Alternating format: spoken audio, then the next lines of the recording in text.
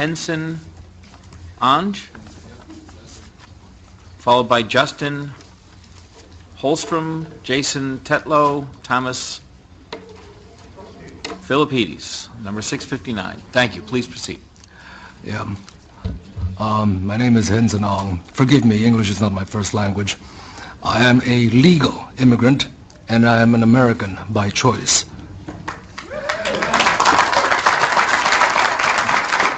Thank you for giving me this opportunity to express my opinion and give my testimony in opposition to the majority of the proposed bills which do nothing to deter future crimes. Gun control does not work. Your own history is replete with high school rifle teams, Boy Scout, marksmanship merit badges. You could buy rifles at the hardware stores. You could order them, mail order, delivered to your home. Your country was awash in readily available firearms and ammunition. And yet, in your past, you did not have mass school shootings.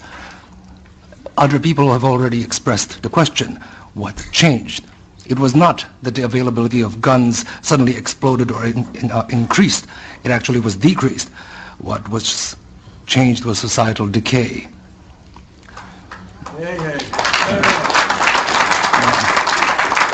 If gun control actually did work, Washington, D.C. and Chicago would be the safest cities in your nation, but it is not.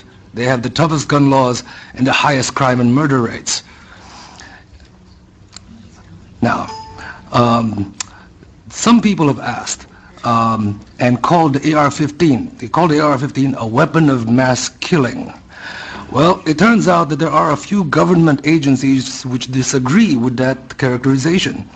The Department of Homeland Security has stated that a rifle chambered in 5.56 NATO with a 30-round magazine is suitable for personal defensive use. I have documentation on that. It is HSCEMS-1212-00011, solicitation for the Immigration and Customs Enforcement Agency. Now, who needs an AR-15 with 30-round mags? That question has also been brought up. And I would like to put forward that had the Koreans in the LA riots not had AR-15s and AK-47s with 30-round magazines and Ruger 30s, their businesses would have been burned to the ground like all of the other businesses in their neighborhoods. Theirs stood because they stood their ground. I would also put forward the conjecture that had the 10,000 students at Tiananmen Square not been unarmed, things may not have resulted in so many of them disappearing.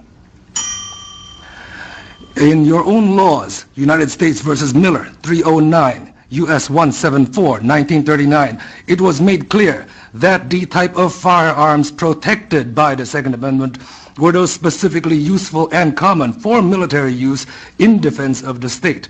I would like to note that the state is not the government. The state is the people. In Lewis, excuse me, Mr. Ong, if you would. In Lewis versus United States, 1980, it is stated that the Second Amendment guarantees no right to keep and bear a firearm that does not have some reasonable relationship to the preservation and efficiency of a well-regulated militia. It has nothing to do with hunting.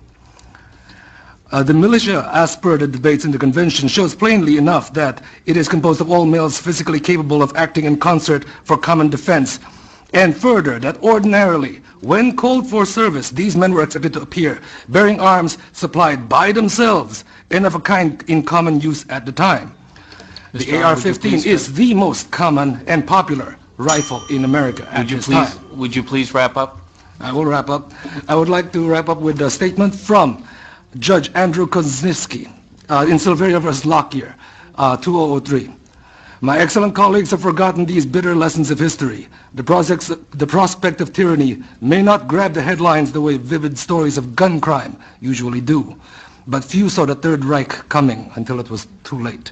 The Second Amendment is a doomsday provision, one designed only for those exceptionally rare circumstances when all other rights have failed. A free people can only afford to make this mistake once. Thank you.